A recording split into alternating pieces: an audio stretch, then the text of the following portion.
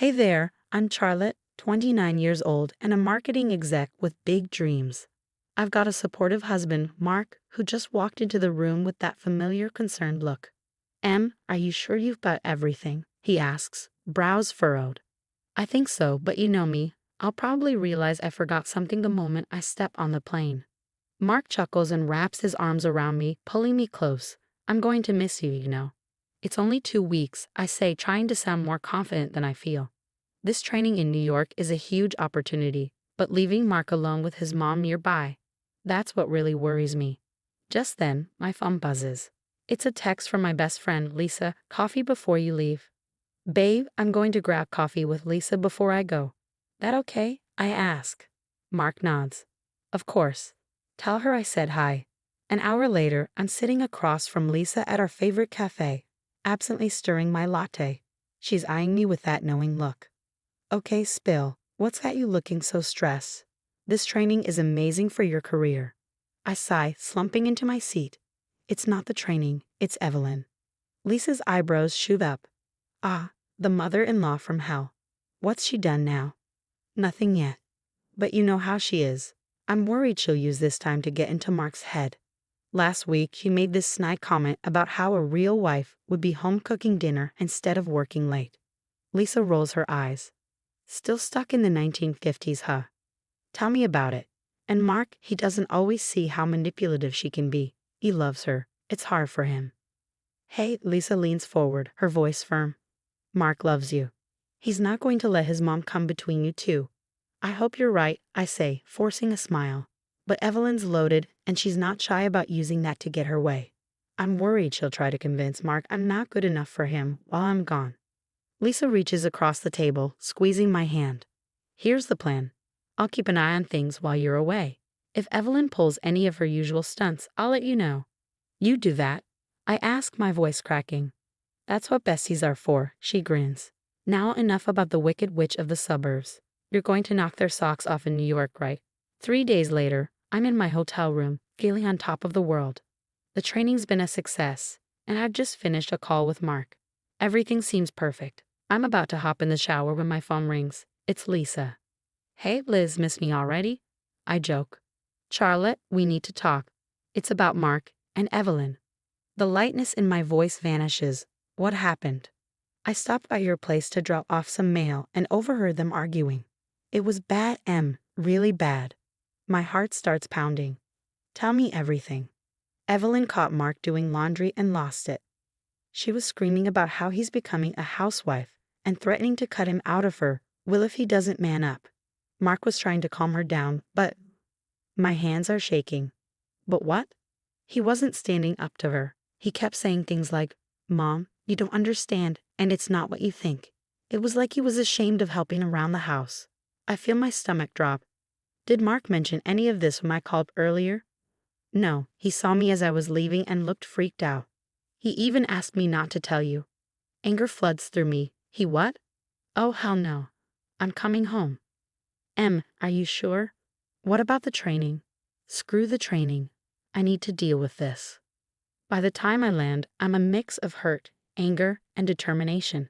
Memories of Evelyn's jabs echo in my mind. A career woman? How modern. Mark does the cooking. Well, I suppose someone has to. And my least favorite. When are you giving me grandchildren? Or is your job more important? I take a deep breath and open the front door. Mark. I call out. He appears in the hallway, surprised. What are you doing home? We need to talk, I say, dropping my bags. Mark's face falls. Lisa told you, didn't she? Yeah, because apparently my husband wasn't going to. He runs a hand through his hair. Look, it wasn't a big deal. Mom just overreacted a bit. Overreacted? I snap. She threatened to disinherit you for doing laundry. How is that not a big deal? You know how she is, he mumbles, avoiding my eyes. She's just old-fashioned. She didn't mean anything by it. I stare at him in disbelief. Are you seriously defending her right now? After everything she said? Mark sighs. Please, can we not do this? You just got home. I missed you. No, I cut him off, my voice sharp. We're doing this now. I want to know exactly what happened. And I want to know why you tried to hide it from me. Mark starts pacing, running a hand through his hair. I didn't hide anything. I just didn't want to worry you while you were away. I snap. No, you were embarrassed. Embarrassed that your mom caught you acting like a decent husband. Mark flinches. That's not fair. You know what's not fair? I glare at him. Coming home to find out my husband can't stand up to his mother. That he'd rather lie to me than confront her toxic behavior. I didn't lie, he protests. Omission is lying, Mark. God, I can't believe this. Do you agree with her? Do you think it's wrong for you to help around the house? Of course not. His voice is desperate now. I don't know how to handle her sometimes. She's my mom, Em. I feel tears prick at my eyes. And I'm your wife. Or did you forget that while I was gone? The hurt in his eyes almost makes me back down. Almost. Charlotte, please. I love you. You know that. If you love me, I say firmly, he'll tell me everything. Right now. Then we're going to figure out how to deal with your mother, once and for all. The next morning, I make a call. Hey, Jack. I need your help. It's about Evelyn. Oh, he says. What happened? I fill him in, sparing no detail. There's a long pause before he speaks. I've never liked that woman. What do you need me to do? Can you dig into her past? I need to know if this is a pattern. Consider it done.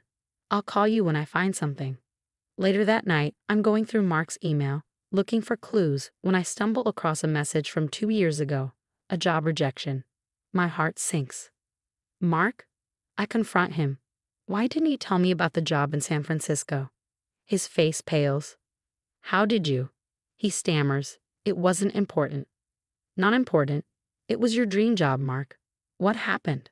He sighs, shoulders slumping. Mom, she said she needed me here, that she was getting older and couldn't manage alone. I feel sick, and you believed her? Mark, she goes on luxury cruises twice a year. I know, he mutters. It sounds stupid now, but at the time. Before I can respond, my phone buzzes. It's Jack. Em, you're not going to believe this, he says. I found a pattern, a string of coincidences. Every big opportunity that fell through for Mark, every promotion you missed.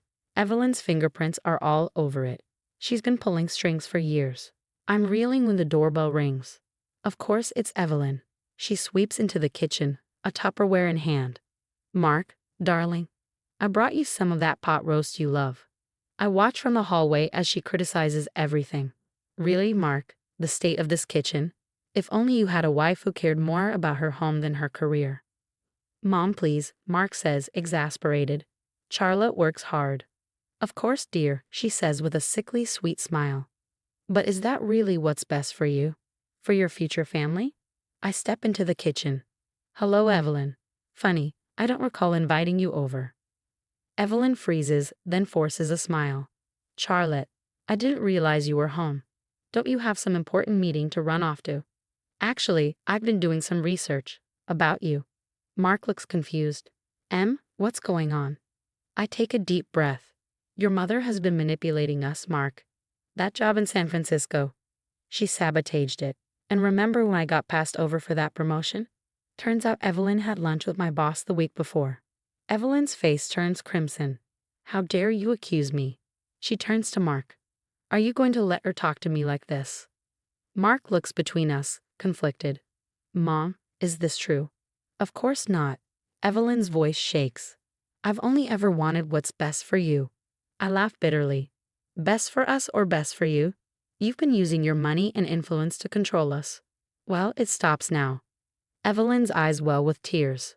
Sweetheart, you don't believe these lies, do you? After everything I've done for you. Mark takes a deep breath. Mom, I think you should leave. Evelyn gasps. Mark, please. Just go, he says quietly. We'll talk later. As she storms out, slamming the door, I feel a mix of relief and apprehension. Mark turns to me, guilt in his eyes. Em, I'm so sorry. I had no idea. I take his hand. I know, but now we do. And we're going to face this together, right? He nods, squeezing my hand. Together. The next morning, I find Mark in the kitchen, staring into his coffee. I sit across from him. We need to talk, I say. He looks up, tired but determined. I know. I reach for his hand. Mark, I love you. But I can't keep living like this, I said, my voice trembling with frustration. Your mother's behavior is toxic, Mark. It's destroying us. He winced, his eyes dropping to the floor. I know it's bad, but... No buts, I interrupted firmly. It's time to make a choice. Either you set clear boundaries with your mother, or, I hesitated, the words heavy on my tongue, or our marriage is over. His head snapped up, eyes wide with shock. Charlotte, you can't mean that. I do, I whispered. I'm sorry, but I do. We can't build a life together if your mother is always there, pulling the strings. Mark was silent for a long moment, his jaw clenched. Finally, he exhaled shakily. You're right. I've been a coward.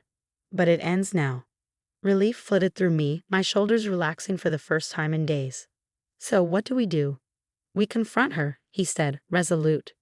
That evening, we invited Evelyn over for dinner. The tension was palpable as we set the table. Mark gave my hand a reassuring squeeze when the doorbell rang. He opened the door with a formal, "Mother."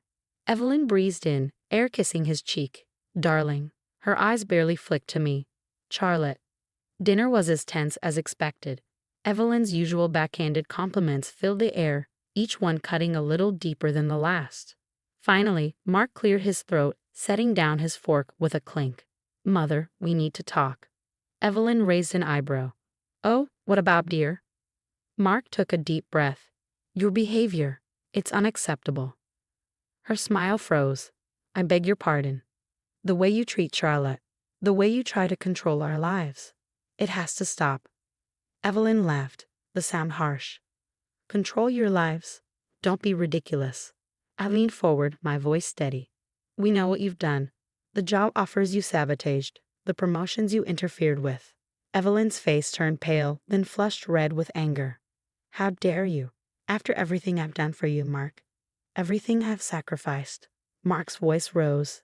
Sacrificed? You haven't sacrificed anything. You've only ever thought about yourself. Evelyn stood trembling. I won't stand for this. Mark, if you continue with this nonsense, I'll cut you off completely. You'll never see a penny of your inheritance. I couldn't help but laugh, a bitter sound. Both Evelyn and Mark turned to me. Go ahead, I said, my eyes locked on hers. Her lips curled in disdain. What? Cut him off, I repeated, calm but firm. We don't need your money. I've been offered an executive position. We'll be just fine without your generosity. Evelyn's eyes narrowed into slits. You ungrateful little. That's enough, Mark interrupted, his voice steel. Mother, this is your last chance. If you want to be part of our lives, you need to respect our choices, our marriage. If you can't do that, then we're done. Evelyn looked between us, sputtering. You can't, you wouldn't. We would, I said firmly. And just so you know, I have evidence of everything you've done. Every interference, every manipulation. I hate for that to become public knowledge. For a moment, I thought she might explode. Instead, she grabbed her purse and stormed towards the door. You'll regret this, she hissed before slamming it behind her. Mark and I stood in stunned silence. Then he turned to me, his eyes filled with a mix of pride and remorse. I can't believe we just did that. I'm so proud of you, and so sorry. For everything. From now on, you and me, we're the priority. 6 months later, life looks completely different. I'm thriving in my new executive role, and Mark has taken on a leadership position at his school. We've had minimal contact with Evelyn. She's made a few half-hearted attempts to reconcile, but it's clear she hasn't really changed. If you were in Charlotte's shoes, would you have given Evelyn a second chance? Or was cutting her off completely the right move? How far should we go to maintain family relationships when they become toxic?